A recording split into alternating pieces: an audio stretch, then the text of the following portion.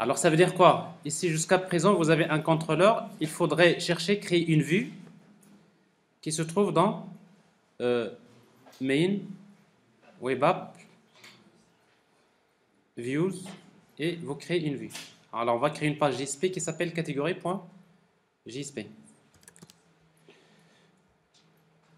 Alors catégorie.jsp. Bon, après on peut effacer tout ça.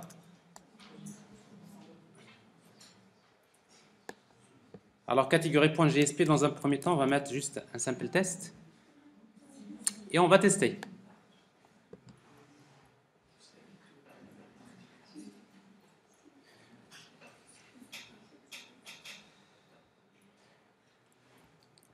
Alors c'est bien important donc de faire les tests au fur et à mesure. Donc c'est juste pour vérifier si votre configuration va dans le bon sens. Alors pour le moment si ça devrait marcher. Alors admin. Déjà ça c'est pas bien parce que normalement on devrait avoir un message home, oui. Admin 4.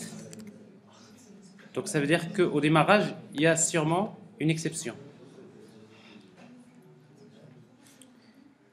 Voilà, no such bin definition, une exception qui est très connue. Alors maintenant le problème c'est quoi? Le problème c'est que quand Spring démarre, il va lire le fichier web. Plutôt quand l'application démarre, il lit le fichier web.xml. Vous avez contexte loader listener, mais qu'est-ce qu'il va lire comme fichier? Ouais, regardez comment il l'a fait. Alors que notre contexte d'application, c'est pas dans ce fichier-là. On a créé un fichier indépendant. Alors pour le chercher, alors vous allez écrire, il va le chercher dans le class path, étoile, deux points. Le fichier s'appelle application context.xml. Voilà. Alors ça veut dire que maintenant, ce fichier-là qui a été configuré par défaut, on peut le supprimer. Il ne sert à rien parce que notre configuration, le contexte de l'application, c'est dans ce fichier-là. Alors on va redémarrer et on va regarder ce que ça donne.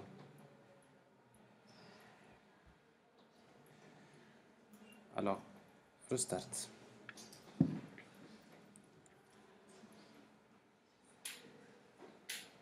Alors là, ça prouve maintenant qu'il est en train d'interpréter de faire l'injection des dépendances. Alors il n'y a pas de problème. Alors en principe, déjà votre application, si vous mettez slash tout court, vous allez avoir le fameux le message welcome plutôt word et après admin 4 slash index. Vous devrez avoir test. Alors ça prouve que vous êtes dans la bonne voie. Alors maintenant, qu'est-ce qu'on va faire? Alors dans le contrôleur, alors j'ai besoin d'un formulaire. Alors pour notamment créer un formulaire, j'ai besoin d'ajouter au modèle un attribut que je vais appeler catégorie, tout court, dans lequel je vais créer une nouvelle catégorie. Ça c'est pour la saisie. Catégorie. Pour la saisie d'une catégorie. Mais en même temps, j'ai besoin d'afficher toutes les catégories. Modèle.add attribute categories. Où est-ce que je vais les récupérer? C'est dans métier.list catégorie. Et je reviens à la vue. Alors maintenant, je vais passer à la page catégorie.jsp donc pour créer la vue.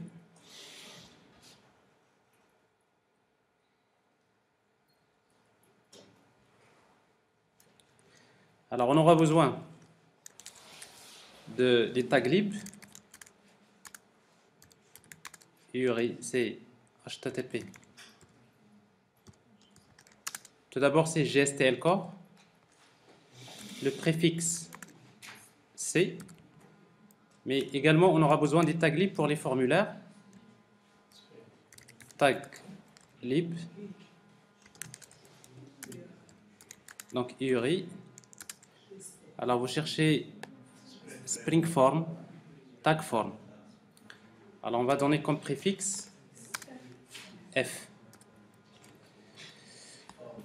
Alors après, donc, on va créer directement le formulaire. Alors on va utiliser quelques divs. Donc après, on va créer juste une simple feuille de style CSS. Donc ce div là, ça représente, c'est le formulaire catégorie. Form 4. Ça c'est pour le formulaire. F2.form. Alors pour créer un formulaire, on aura besoin d'un attribut qui s'appelle modèle attribute. Alors le modèle, comment il s'appelle? Catégorie. Alors ça représente bien donc cet objet-là. Après, action. Donc on va faire appel à save par exemple, save 4. La méthode, c'est post. Mais comme on va faire upload, on va utiliser, parce qu'en fait une catégorie, il y a une photo, n'est-ce pas? Donc type, donc on va utiliser multipart slash form data. Multipart form data. Parce qu'on va faire un upload, c'est-à-dire on va envoyer une image, une photo.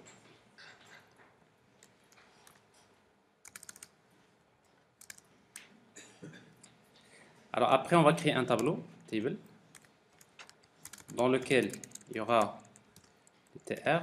Alors chaque TR, il y a des TD. Il y a le label, par exemple ID produit, ID catégorie par exemple.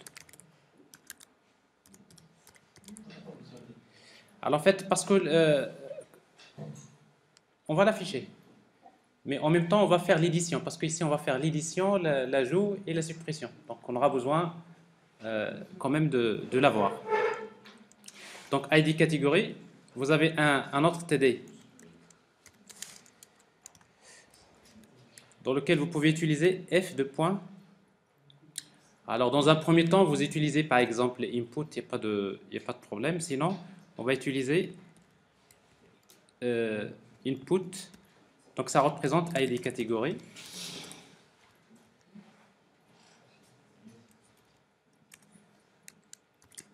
Après, pour les erreurs, pour afficher les messages d'erreur, c'est F errors. Alors pour les erreurs, on va afficher les erreurs correspondant à ID catégorie. On va utiliser une classe CSS qu'on va appeler errors. Oui? Exactement. Alors le path doit exactement avoir le nom de l'attribut de la classe catégorie. Parce que ici, donc modèle attribut, c'est catégorie. Catégorie, ça représente une catégorie. Alors donc, ça c'est ce qu'on va essayer de faire. Et après, on va faire des copier-coller pour...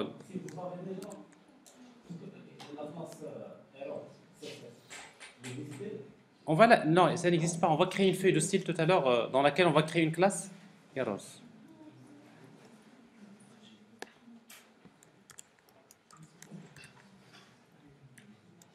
Après, on aura besoin du nom catégorie. Nom catégorie.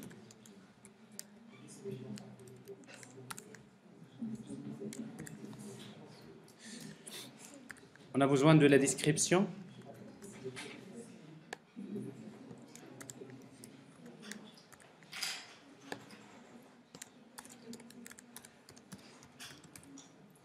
Alors la description, c'est pas input, c'est un texte area. Description.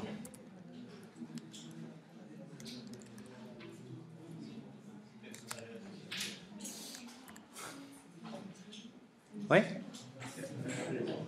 Comment?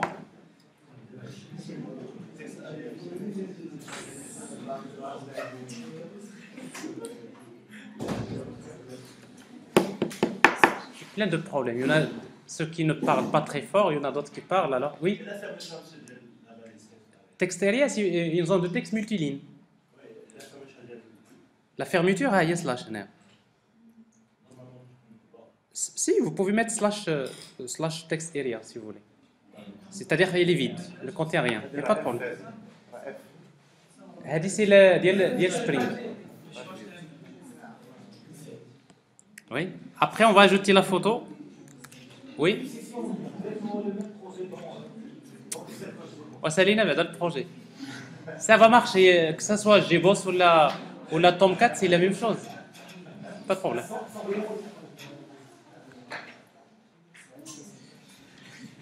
La description, la photo. Alors pour la photo, donc, vous allez utiliser un simple input.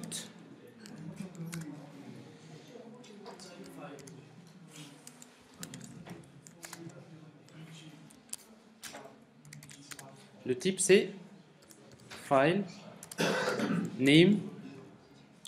Alors vous l'appelez photo. Plutôt, on va l'appeler file. C'est un fichier. Alors ici, donc, je ne vais pas mettre des erreurs, parce que ça, c'est en quelque sorte, c'est un champ qui ne correspond pas à un attribut dans la classe catégorie. Après, c'est à nous de régler le problème. Et on va terminer par un bouton Submit.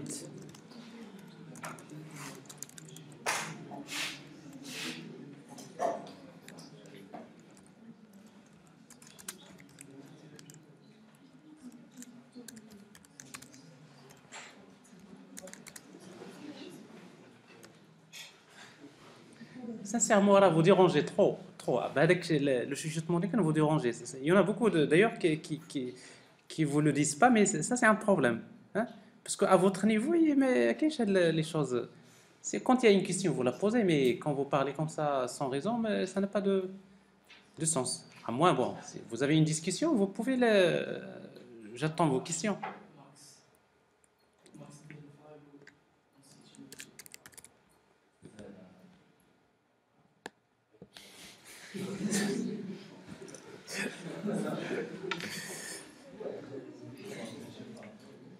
Bon.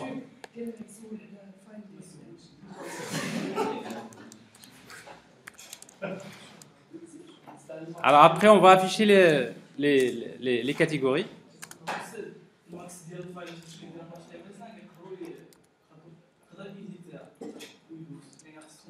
Quel max? File. Mais ça, on va le configurer sur le serveur. Oui, oui. Eh oui, mais on ne va pas faire la validation côté client, on va faire la validation côté serveur. Mais Spring, il est là, il est fait pour ça. On va quand même lui dire que la taille maximale doit être telle. Alors donc ici, nous avons besoin d'un tableau.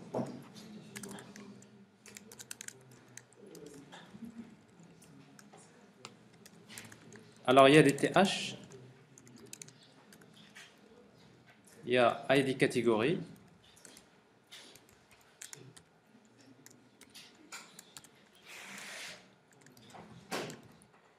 le nom catégorie, il y a la description et la photo. Alors vous allez devoir patienter, mais on est presque arrivé là, mais il faut qu'on termine cette partie-là, parce que sinon on n'y arrivera pas. Alors pour afficher les autres catégories, qu'est-ce qu'on va faire? For, c'est for each.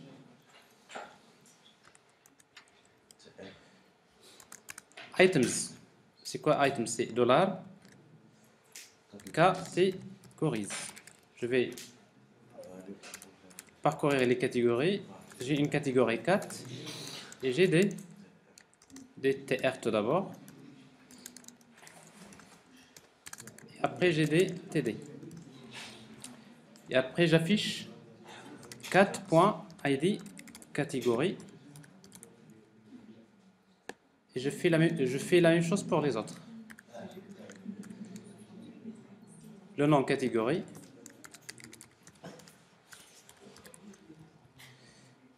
La description.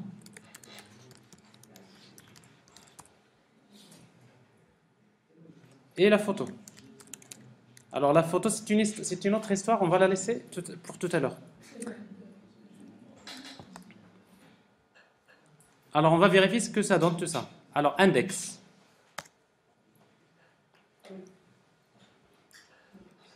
Alors déjà, donc, je vois le formulaire qui est là. Donc, il n'y a pas de problème, je saisis. Donc, j'ai les catégories qui existent déjà dans la base de données. Alors, il y a tout d'abord un premier problème à régler, c'est le problème de... alors déjà, si vous faites appel, si vous cliquez, alors forcément, vous allez avoir une exception, SaveCat. Alors, l'action, il faut la définir. SaveCat.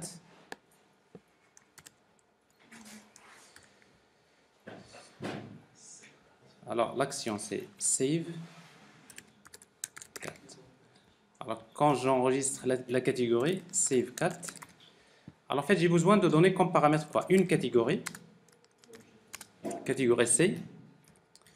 Alors, pour gérer les erreurs, les erreurs de validation maintenant, on va utiliser binding result. Binding result. J'aurai besoin du modèle, mais après, il y a upload, parce qu'en fait, il y a un fichier qui arrive, n'est-ce pas? Alors, on va utiliser multipart file. Alors, multipart file, on va l'appeler file. Alors, en fait, généralement, quand un formulaire contient un fichier, ben, il est stocké là, n'est-ce pas? Alors, sauf que quand vous utilisez multipart file, il y a juste un problème que vous devrez régler également, c'est le suivant. Alors, il y aura...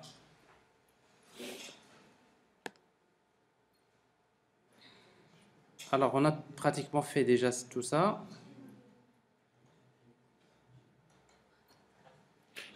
Je crois que je ne suis pas dans la bonne...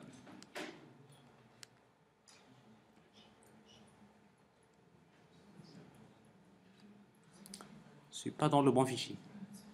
Bien sûr. Voilà. Alors, on a créé les clients, on a fait l'injection.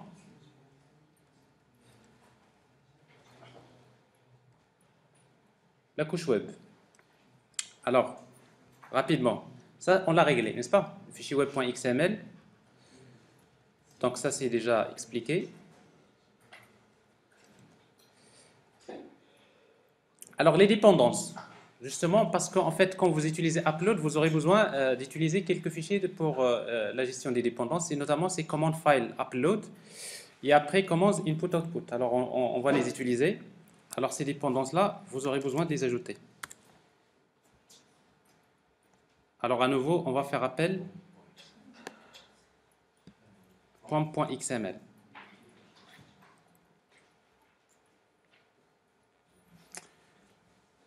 Alors, .xml, le code source.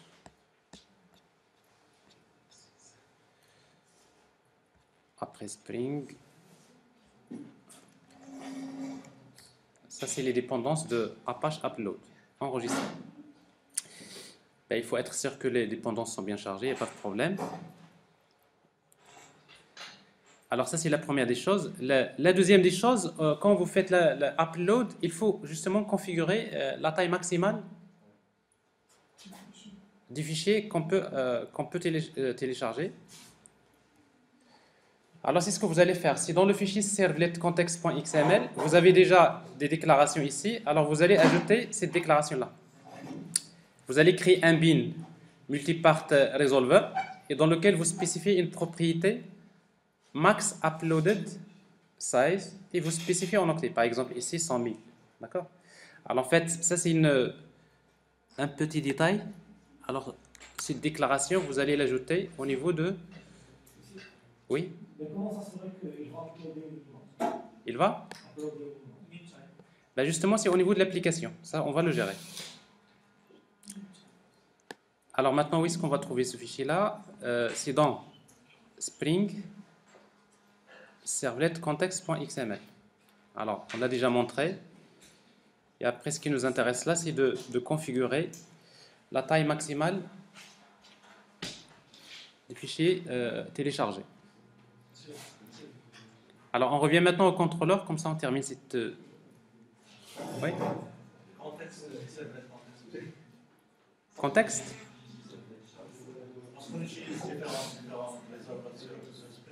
Ouais.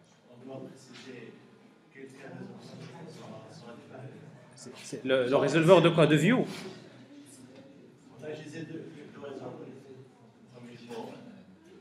Non, ça, le multipart resolver, nous utilisons ici la classe commands multipart resolver. Donc ça, c'est l'implémentation qui va être utilisée pour valider, soi-disant, le...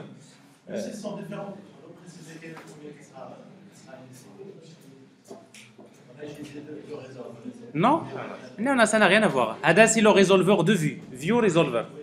D'accord? C'est-à-dire où se trouvent les vues. Mais ça, c'est multipart resolver. Lui, il intervient quand il y a un upload. Spring fait toujours appel à cet objet-là pour vérifier les conditions. Alors, en fait, il n'y a pas que cette propriété-là, max 16, mais vous pouvez trouver d'autres propriétés. Beans, voyez. Donc, vous avez d'autres propriétés que vous pouvez configurer. Le format, donc vous avez quelques caractéristiques, mais vous pouvez regarder après. Alors, déjà, il faut...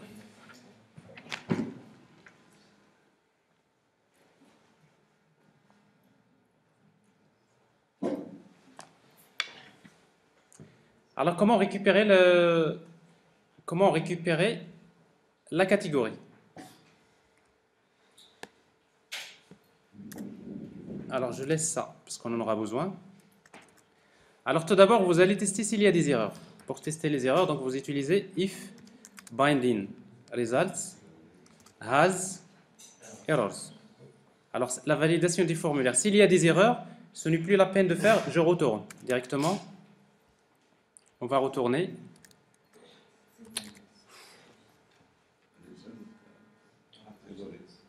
Donc, return. Directement la vue. Alors, on retourne les catégories, mais si vous voulez, en même temps, quand vous retournez pour afficher les messages d'erreur, si vous voulez afficher, par exemple, la liste des catégories, vous pouvez l'ajouter. Par exemple, quand je reviens vers la vue, j'ai quand même besoin d'afficher les catégories, mais en même temps, mais ici, il n'y a pas de new catégorie, parce que je ne vais pas saisir une nouvelle catégorie, mais il va afficher des messages d'erreur. Ça, c'est la première. Deuxième. Alors, vérifiez si file n'est pas vide.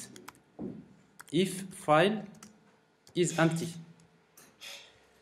If not. Alors, s'il n'est pas vide, ça veut dire que quand vous avez envoyé le formulaire, vous avez envoyé une photo. Alors, dans ce cas-là, cette photo-là, où est-ce qu'on va la stocker? J'ai déjà une catégorie C qui contient les données, mais je vais accéder à la photo, cette photo. Je sais que pour moi, la photo, c'est un tableau de 2 bytes. Alors, où est-ce que je vais récupérer donc cette photo-là? C'est file.bytes. Alors, sauf que vous aurez ici un problème des exceptions. Ça veut dire que cette méthode-là, vous allez ajouter throws input output exception ou bien exception tout court.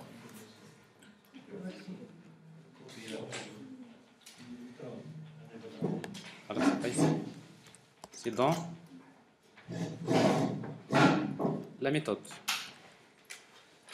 Voilà.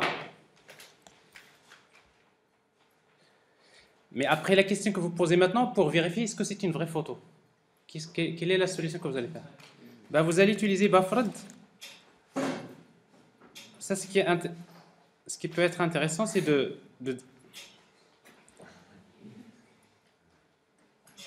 Alors, Buffered image BI égale à quoi? C'est image input output point, je vais lire l'image à partir de file.getInputStream. Vous voyez donc la photo que vous avez téléchargée, maintenant il devient un objet buffered image. C'est déjà, si pas une photo, il va générer une exception. Et s'il génère une exception, donc déjà, il quitte. Déjà. Mais sinon, si vous voulez par exemple redimensionner la photo, vous voulez la retoucher, tout ça, vous avez l'objet buffered image qui vous permet de faire cette opération. Si on ne veut pas accéder au nom de la photo, vous pouvez tester l'extension. Extension, ça ne veut rien dire. Extension, ça ne veut rien dire. Les extensions Mais vous avez regardé. Alors, de toute façon, tu as l'objet buffered image, tu peux faire ce que tu veux. Tu fais les tests que. Type, il est associé à l'extension. C'est grâce à l'extension qu'on détermine. Après, ça dépend. Avec le client, Alors, sans oublier donc de saisir le nom de la photo, parce qu'en fait, il y a aussi le nom de la photo qui ne fait pas partie du formulaire, mais le nom de la photo, est-ce qu'on va la récupérer? C'est file.get original file name. Donc ici, donc, je récupère la photo, elle est dans la base de données, et après, je vais sauvegarder. Métier. Save. Save. Ajouter catégorie. Voilà. Alors on va régler maintenant on va essayer de voir qu'est-ce que ça donne.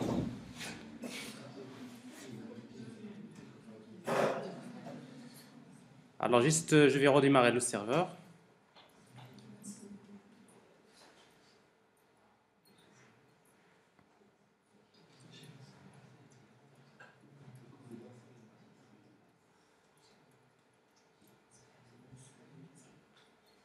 Voilà.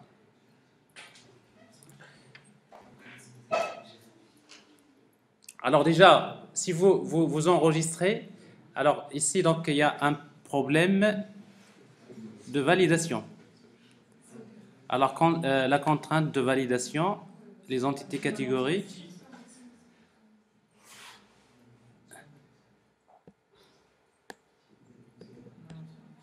Donc en principe, il y a bien validation. Oui.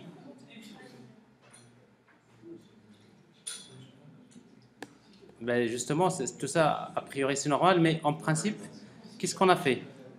J'ai catégorisé, alors il me faut juste une annotation valide. Parce que pour indiquer donc, que la validation de la catégorie doit être faite, donc l'annotation valide. Alors en principe, s'il y a problème, il devrait afficher les messages, tout à fait. S'il y a problème, il y a binary result. If binary result has errors, donc je retourne vers catégorie. A priori, il n'y a pas de problème. Bon, on va voir.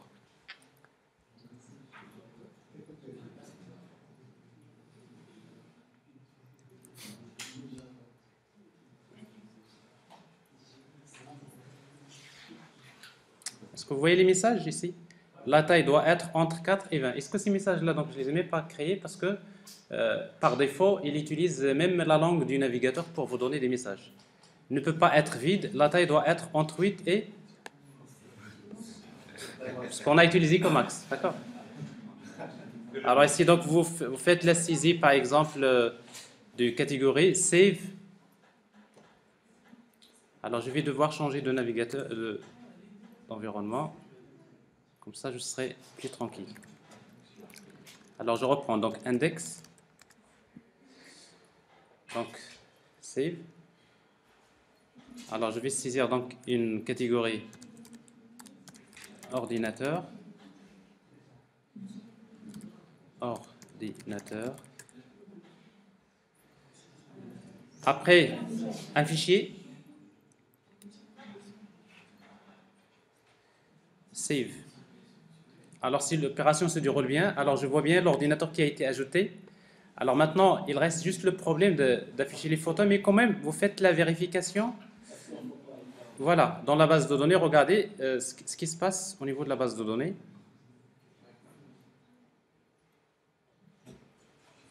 Alors maintenant, le problème de l'affichage de la photo, parce que ça, c'est également un problème que je vais vous montrer avant de partir tranquillement chez vous. Les journées trop longues. Alors, j'ai catégorie. Alors, vous voyez donc pour la dernière catégorie que je viens d'ajouter, qu'est-ce que vous voyez ici? Il y a 4,9 kilooctets. Donc, c'est-à-dire la photo, il est bien là, il est bien enregistré dans la table. Alors maintenant, pour l'afficher, qu'est-ce qu'il faut faire? Alors, au niveau de l'affichage, je ne peux pas afficher ici la photo. Alors, pour l'afficher, donc, on va utiliser IMG la source. Alors, le problème, qu'est-ce qu'on va mettre la source? Parce que quand j'ai une catégorie c'est du texte. Donc si je veux la photo, il va falloir la demander au contrôleur. Je veux la photo. Exactement. Alors je vais exactement une action qu'on va appeler photo. J'ai besoin photo 4 catégorie. Mais si je veux la photo, je dois donner la ID catégorie égale à quoi? Je vais lui donner le ID 4, ID catégorie comme valeur. Alors ça signifie quoi? Ça signifie maintenant que dans votre contrôleur, ben, il nous faut une action qui permet, une action spéciale qui permet de retourner un tableau d'octet. C'est byte. On va l'appeler photo 4.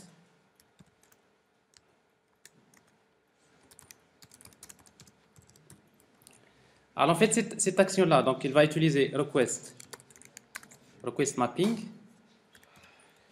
C'est quoi la valeur? C'est photo. C'est ça? 4.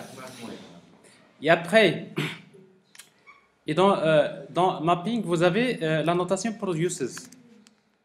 Plutôt la propriété produces. Alors qu'est-ce qu'on va produire? Parce que ici, donc, quand je retourne, je ne vais pas retourner du texte. Je dois lui indiquer comme quoi c'est une image JPEG. Donc je vais utiliser ici MediaType de Spring HTTP .image JPEG value. Et après, il y a une annotation Spring MVC qui s'appelle response body.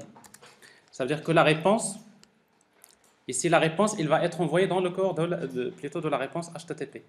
Il ne s'agit pas de chercher une vue qui affiche, mais je retourne directement le résultat dans le corps de la réponse. Ben, donc maintenant, comment on va générer la photo? Voilà, il faut chercher la catégorie déjà. Donc la catégorie, c'est à partir de la couche métier .get catégorie. Alors je sais que ici, donc j'ai besoin de déclarer ID4. Oui. Donc il va convertir par exemple, si on a dans la base de données des images dans d'autres extensions, ils vont les convertir en Là, en fait, quand je cherche les catégories, j'ai les informations sur la catégorie, c'est du texte, d'accord? Mais quand j'affiche côté client d'ailleurs, quand vous affichez...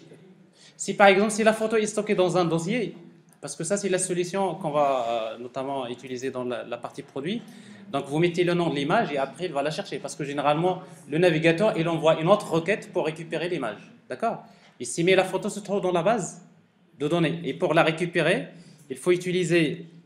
Il y a une classe qui s'appelle input-output-utils, .2byte array. Donc je vais envoyer les données. À partir de quoi? À partir d'un stream. Alors ici, donc on est obligé d'utiliser new byte input stream buffered byte array. Byte array input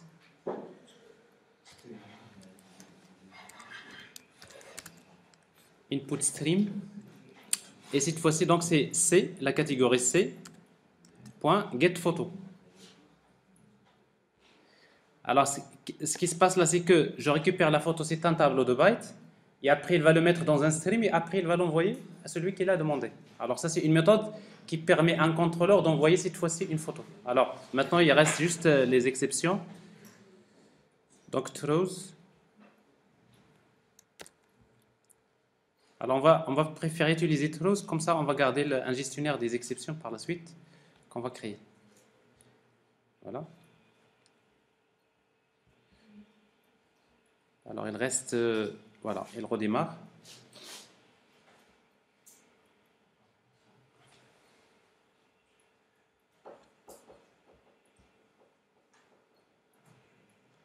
Alors en principe, il doit afficher la dernière, uniquement la dernière. Voilà. Ben, la dernière s'affiche, les autres parce qu'il n'y a pas de photo. Alors bon, ça c'est le problème. Bien sûr, c'est pas encore terminé, mais on va pas rester là jusqu'à l'infini. Alors, on va faire un point à suivre. Donc, la prochaine fois, parce qu'en fait, qu'est-ce qui reste? Il reste à faire la suppression, l'édition et régler le problème de l'édition. C'est toujours dans la même application. Et la partie sécurité.